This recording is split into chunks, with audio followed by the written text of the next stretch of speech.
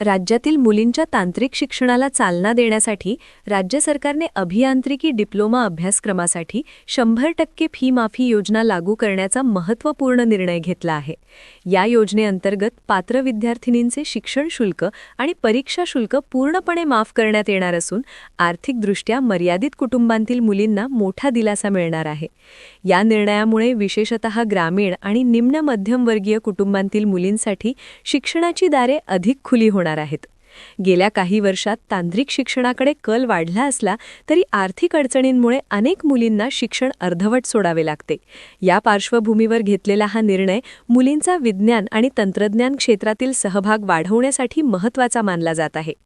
Cap राऊंडद्वारे प्रवेश घेतलेल्या पात्र विद्यार्थिनींना या योजनेचा लाभ मिळणार आहे आणि प्रवेश प्रक्रियेत पारदर्शकता राखली जाणार आहे. या योजनेमुळे केवळ शिक्षणात समता साधण्यास मदत होणार नाही, तर भविष्यात कौशल्याधारित रोजगाराच्या संधीही वाढतील अशी अपेक्षा व्यक्त केली जात आहे. स्थानिक स्तरावर पालक आणि विद्यार्थिनींकडून या निर्णयाचे स्वागत होत असून मुलींच्या शिक्षणाबाबत सकारात्मक वातावरण निर्माण होण्याची शक्यता आहे.